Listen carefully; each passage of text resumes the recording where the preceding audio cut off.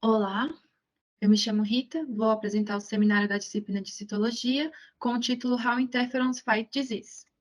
Esse seminário é um resumo do artigo How Interferons Fight Disease, como interferons combatem doença, publicada na revista Scientific American em 1994. Em 1957, descobriram que um vírus, ao infectar uma célula, prejudica outros vírus diferentes de também estabelecerem infecções ao mesmo tempo, simultaneamente.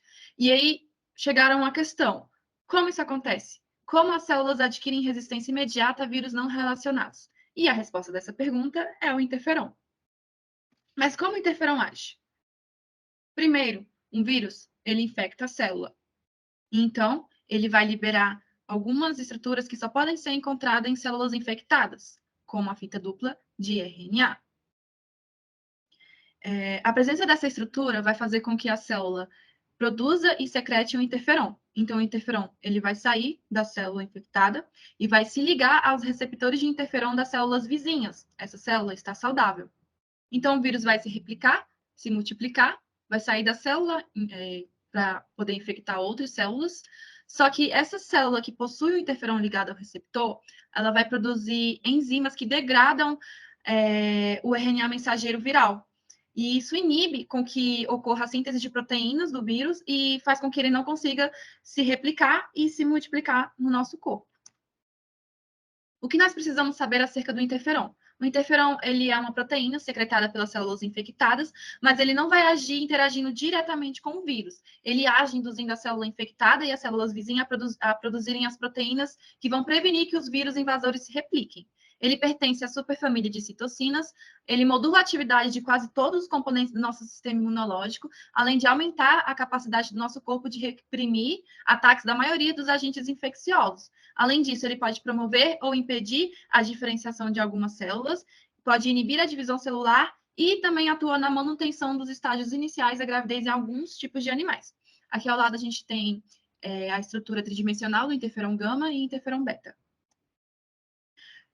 Tendo em vista todas essas propriedades do interferon, os cientistas eles chegaram à conclusão de que o interferon ele pode curar doenças sem causar danos às células saudáveis. Por isso, ele é utilizado no tratamento de vários tipos de doença, como a hepatite crônica, as verrugas genitais causadas pelo papilomavírus humano, o sarcoma de Kaposi, um tipo de câncer, a esclerose múltipla, uma doença autoimune, e a AIDS. Além disso, o interferon ele não é uma molécula única, existem os interferons, ou seja, ele existe em diversas formas.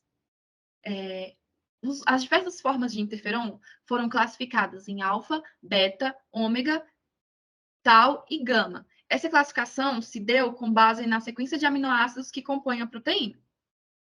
Então, foi observado que alguns desses interferons, eles possuem similaridades entre si, tanto na sua estrutura quanto na função que eles desempenham. Por isso, os cientistas classificaram, dividiram esses interferons em dois tipos, tipo 1 e tipo 2. Os interferons tipo 1 são os alfas, beta, ômega e tal. E eles são produzidos pela maioria das células quando são infectadas pelos vírus e pelos fibroblastos também. Eles atuam induzindo as células infectadas a produzir as proteínas que vão inibir a replicação do vírus.